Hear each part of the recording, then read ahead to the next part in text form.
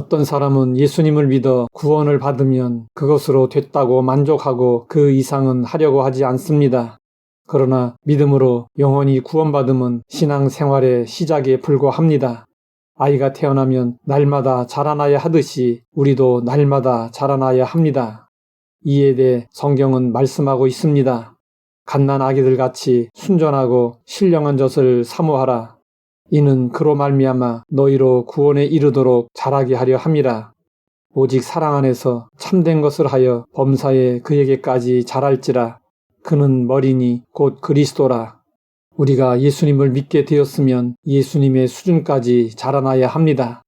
자라기 위해서는 무엇보다도 영혼의 양식인 하나님의 말씀을 받아들이는 마음의 상태가 중요합니다. 예수님은 하나님의 말씀을 씨로 그 씨를 받는 땅을 사람의 마음으로 비유하고 있습니다. 그리고 어떠한 마음을 가진 사람이 하나님의 말씀의 열매를 많이 맺게 될 것인지 가르쳐 주셨습니다. 예수님은 사람들의 마음의 밭을 4종류로 구분하셨습니다. 첫째로 길가와 같은 마음의 밭을 가진 사람이 있습니다. 길가는 딱딱하게 굳어져서 씨앗이 뿌리를 내릴 수가 없습니다.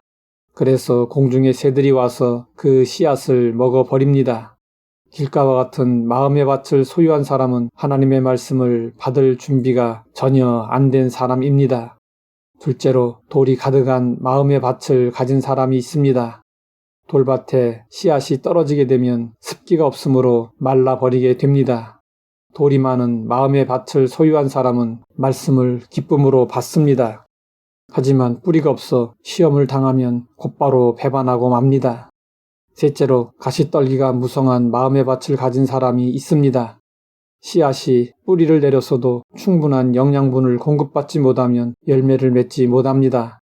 가시떨기는 땅의 영양분을 독차지합니다. 그래서 씨앗은 뿌리를 내려도 열매 맺는 것은 고사하고 조금 자라다가 시들어 죽고 맙니다. 사람들이 예수님을 믿어도 염려와 재물과 향락에 마음을 빼앗기면 말씀의 열매를 맺지 못합니다.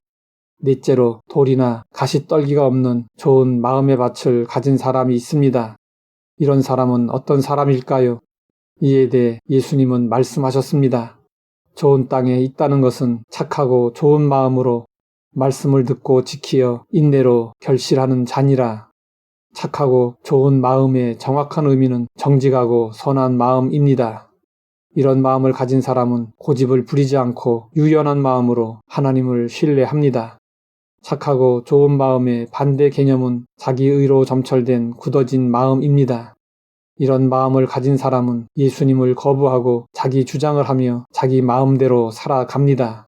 말씀을 듣고 지키는 것은 어쩌다 한번 말씀을 듣는 것이 아니라 지속적으로 말씀을 듣고 그 말씀을 마음속에 간직하고 품는 것입니다.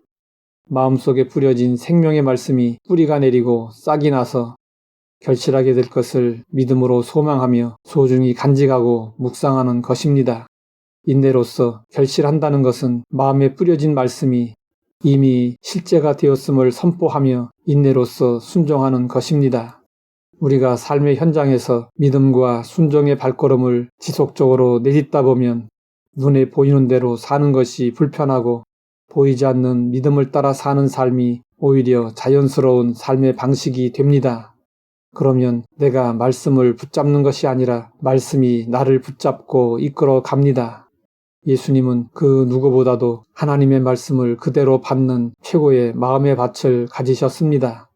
예수님은 고난 중에서도 하나님의 말씀을 지키며 인내했습니다.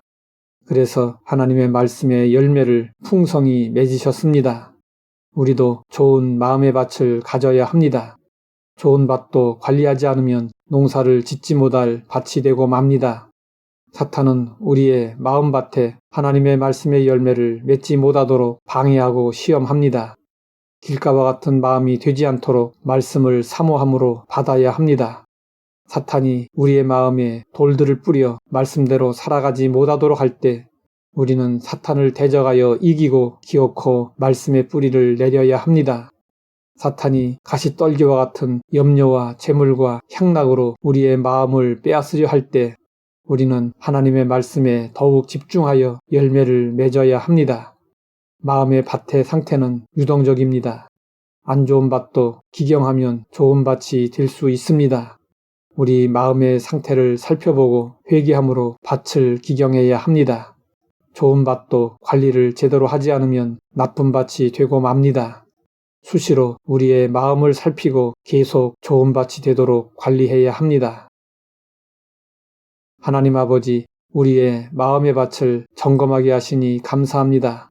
착하고 좋은 마음으로 말씀을 듣고 지키며 인내로 결실하게 하옵소서. 예수님의 이름으로 기도드립니다.